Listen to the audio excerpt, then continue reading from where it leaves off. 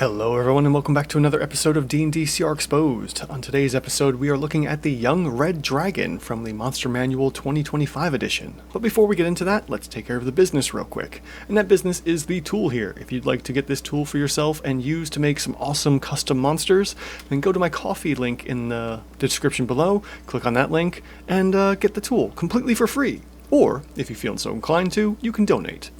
On top of that, there are other ways to support the channel. You can also become a channel member or a Ko-fi supporter at as little as $1 a month to get these videos early and before everyone else from the general public, as well as hopefully some other ideas that I'll be working in eventually.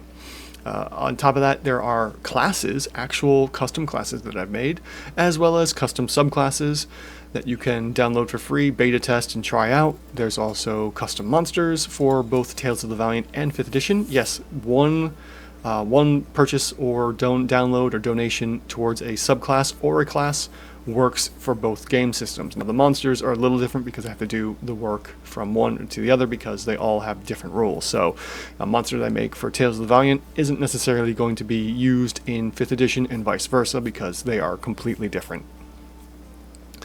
Beyond that, you can also support the channel by liking, subscribing, commenting, and sharing with a friend. So all of that is greatly appreciated. Now, with all that out of the way, let's jump into and taking a look at this Young Red Dragon. Our Young Red Dragon here is a CR10 monster with 18 AC. It is large, and it has, let's see here, how many hit dice? 17 hit dice. We're looking at the top here and working our way down. From that, we have 23 Strength, 10 Dex, 21 Constitution, 14 Intelligence, 11 Wisdom, and 19 Charisma. From there, we can move past all this stuff here because none of this matters, except for immunities. Technically, if we had 3 immunities, we would then trigger the vulnerabilities, resistances, and immunities, but it seems like, for the most part, the 2025 edition is moving away from resistances and immunities in most cases. So you'll only get a little bit here and there, which helps bring the monster to its proper hit points and lasting better and longer. Let's see here. So, moving on, we are moving into the actions here. We have a multi-attack where the dragon makes 3 rend attacks, and the rend attack is going to be a +10, which is coming from the strength bonus here. So we'll go ahead and just add that in. And then from there we have, let's see here, 13 slashing damage and 3.5 fire damage, and I say 0.5 because for every odd number of dice we have to add in a 0.5 to give us the proper average amount of damage. And surprisingly enough, in some cases, 1 point of damage can make the difference between, a offensive CR9 and an offensive CR10, because we could go from 62 to 63. So we'll go ahead and throw that in for, let's see here, 13 plus 3.5. We'll do a multi-attack of 16 times 3, which will give us 49.5. So we are actually getting 1.5 extra damage because of that half die, which is surprising, well, not necessarily surprising because I just described it, but very important to see. From there, we also have our Fire Breath, which recharges on a 5 to 6, and because we only calculate for 1, 2, and 3 rounds of combat, we expect to only see this once, and generally speaking it's going to be used on the first round of combat to get as many players in the cone as possible. You can also hold off on that and hopefully get it later on, but who knows, we'll see what happens. One thing to note here is the multi-attack. Now, in theory, we could also add in the flyby for this, or flying and technically ranged damage. Now, I say this because our dragon here has a reach of 10 feet and can fly 40 feet at a time, so it would be hovering. Now, I don't believe, let's see here, monsters that can fly and deal range damage every round of combat. This does not include breath weapons, as the dragon must recharge. So let's see what happens here. If we click this, we're going to get a +2 effective AC bonus. Now, in theory, the designers didn't include this because normally it's for ranged attacks, but because our dragon can hover, or not necessarily hover, but fly 10 feet above the target and rend from 10 feet away, and the player generally can't attack back without a ranged weapon, this does trigger that. So we'll take that into effect and remove it if need be.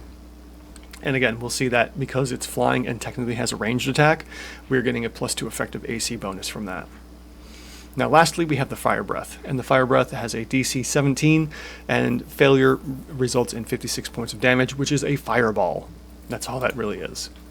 So we're doing, oh, wow, no, that's a fireball normally against 2 failed saves. This is a mega fireball. So we're doing 56 times 2 for a total of 112 points of damage, which drives me nuts about these dragons. I'm going to take a step back here before we calculate the final numbers here. These dragons are so front-loaded with the Fire Breath that after the Fire Breath is done with, they're weak as hell. Their attacks are so weak that, I mean, look at this. We're looking at half the damage from the Fire Breath here. Less than, more than, or less than half. We're looking at 112. We would technically need to have 56. Yeah, we'd have to have 56 to equal the half damage. We're actually under the half amount here. So after the Fire Breath is done, the dragon's a pushover, technically, provided that the players can get to it and attack. So it's just my annoyance with dragons in 5th edition here. So let's finish this off and see what our monster looks like now that we add in some damage. So first off, round 1, more than likely we're going to use the Fire Breath. We're expecting to get 2 failed saves, or 1 failed save and 2 successes, or 4 successes. So in theory, you're going to want to get as many as possible into this attack.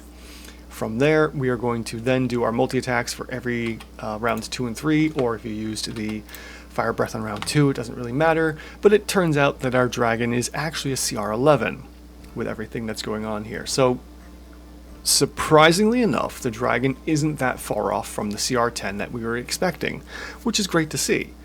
If we wanted to modify this ever so slightly, we could probably take a couple dice off of the Fire Breath, which I would recommend, because they're so OP with the Fire Breath, it's ridiculous. So let's take a look here. We're going to throw the 16d6 in here. We're going to adjust this really quick and replace this here, and now we can drop this down. So to bring this into the range of a CR 10 like we want, we only really need to drop it, looks like 2 points of damage. So if we drop it let's try 1 die. If we go from 16 to 15, no, not nearly enough. We still need to come down like 1 more. So let's say 14, 13, 12. There we go. So we actually have to drop 4 dice off of the Fire Breath to get our dragon's Fire Breath to a range that brings it into a soldier style of gameplay where they can take a lot of hits and they can deal a lot of damage, but they're not overwhelmingly powerful and they're not overwhelmingly weak for hit points and whatnot, like the Owlbear from the previous week. So that's how you can fix the dragon, by just dropping 4 dice off of the Fire Breath. But beyond that, it's pretty close. A CR 11 and a CR 10 aren't too drastically different, especially once the Fire Breath has been used, and if you only get the Fire Breath in the first, only for 1 round of the 3 rounds of combat that we expect. If combat goes to 4, 5, and 6, then yes, we would expect to see a second use of it, but we wouldn't want to see a third until maybe rounds 7, 8, and 9, or so on and so forth. But in any event, this has been the Young Red Dragon from the Monster Manual 2025 edition. Thank you all so much for watching, and I will see you in the next one.